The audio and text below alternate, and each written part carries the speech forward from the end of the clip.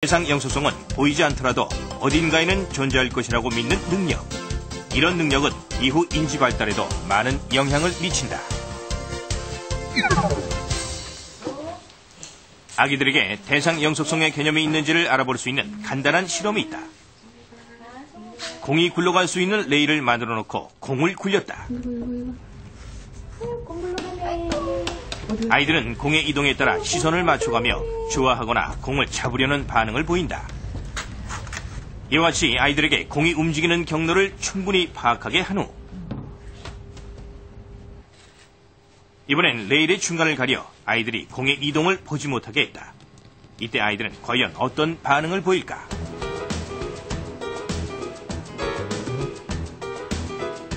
아이들은 공이 가려져 보이지 않아도 곧 나올 것을 미리 예측하고 공이 나타날 지점에 시선을 고정시키며 기다리는 것을 확인할 수 있었다. 공이 순간 사라져도 곧 다시 나타날 것을 알고 기다리는 것은 바로 대상 영속성의 개념이 있다는 것이다. 이번엔 레일 중간을 가로막아 공이 굴러가지 못하게 했다.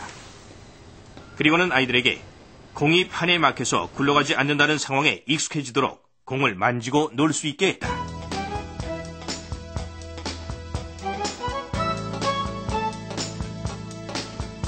그리고는 다시 레일의 중간을 가려 아이들이 공의 이동을 보지 못하게 했다. 이때 아이들은 과연 어떤 반응을 보일까? 아이들은 공이 굴러올 것이라고 믿고 공이 나올 지점을 예측하여 시선을 고정시켰다. 하지만 공이 나오지 않자 책상을 두드리면서 공을 기다리거나 주변을 두리번거리며 공을 찾는 모습을 보였다. 실험 결과 이 아이들은 보이지 않는 공이 어딘가에는 있을 것이라고 믿는 대상 영속성의 개념은 있으나 공이 감춰진 것을 찾지는 못해 대상 영속성이 완성된 것은 아니라는 것을 알 수 있었다.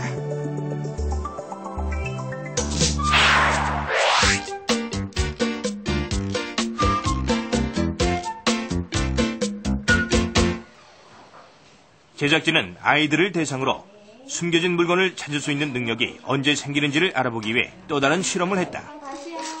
먼저 6개월 된 아이와 좋아하는 장난감을 가지고 숨기기 놀이를 했다.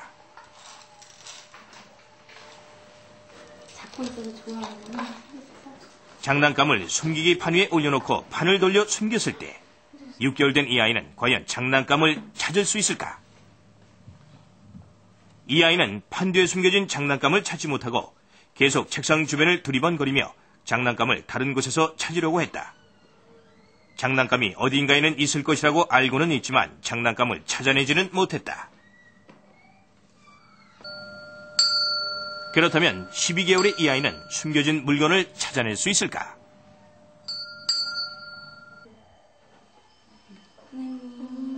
앞서와 같은 방법으로 가지고 놀던 장난감을 숨기기 판 위에 올려놓고 판을 돌려 장난감을 숨겼다. 그러자 12개월의 이 아이는 조금도 주저하지 않고 장난감이 감춰진 것을 일어나 확인했다. 하지만 장난감이 보이질 않자 이번엔 장난감이 숨겨진 곳으로 걸어와 장난감을 단번에 찾아냈다.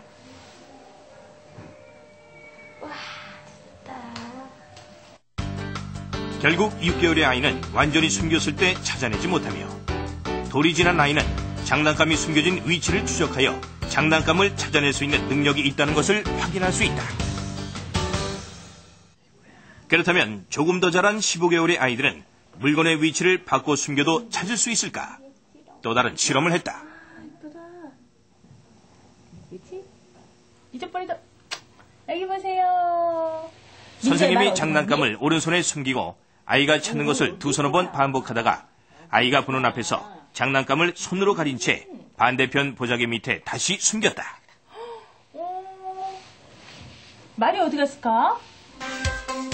여기서 문제. 과연 이 아이는 어떤 반응을 보일까? 1번. 처음부터 보자기를 들춰 물건을 찾는다. 2번. 손을 뒤져 물건을 찾고 없으면 다른 곳을 쳐다본다. 3번. 손을 뒤져 물건을 찾고 없으면 바로 보자기를 들춘다.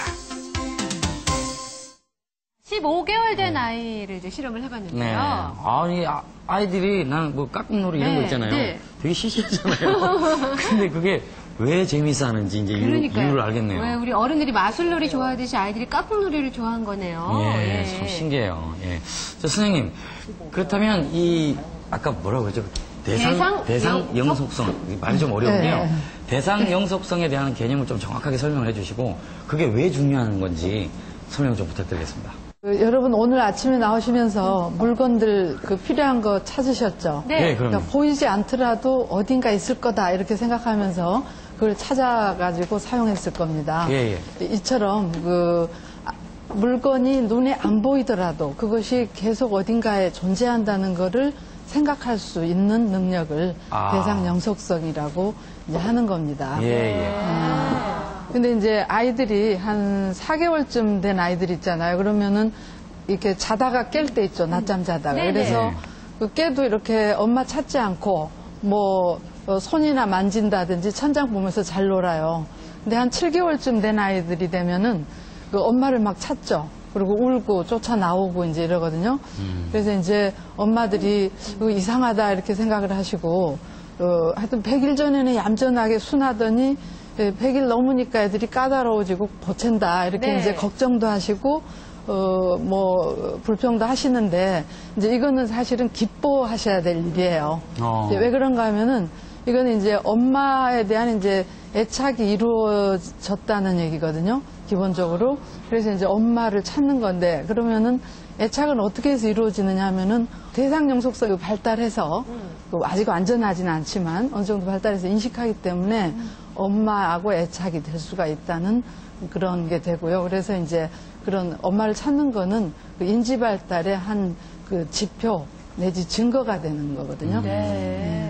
이런 대상 영속성이 생겨야지 비로소 이렇게 주변에 경험하는 것들에 대해서 안정감 있게 이제 생각할 수가 있다는 거죠. 네. 이제 문제를 드리겠습니다. 15개월의 아이가 물건을 손으로 감춰 위치로 이동했을 때 어떤 반응을 보였을지 보기에 맞게 각자 소신껏 답을 적어주시기 바랍니다. 다 쓰셨으면 네. 확인하도록 하겠습니다. 대발견 IQ 답지를 펼쳐라! 오. 정지영 씨가 3번. 네. 그리고 임혁표 씨도 3번. 이성신 씨 3번. 그리고 이병훈 씨만 2번이에요. 2번. 예. 손을 뒤져 장난감을 찾고 없으면 다른 곳을 찾아본다. 예. 그러니까 보자기 들출 생각은 못한다는 얘기신가요, 네네. 이병훈 씨? 아이들 생각에는 네. 장난감을 감추고 있는 엄마 손만을 이제 의식하고 있다가 예. 보자기 밑으로 손이 들어갔다 나왔지만은 네.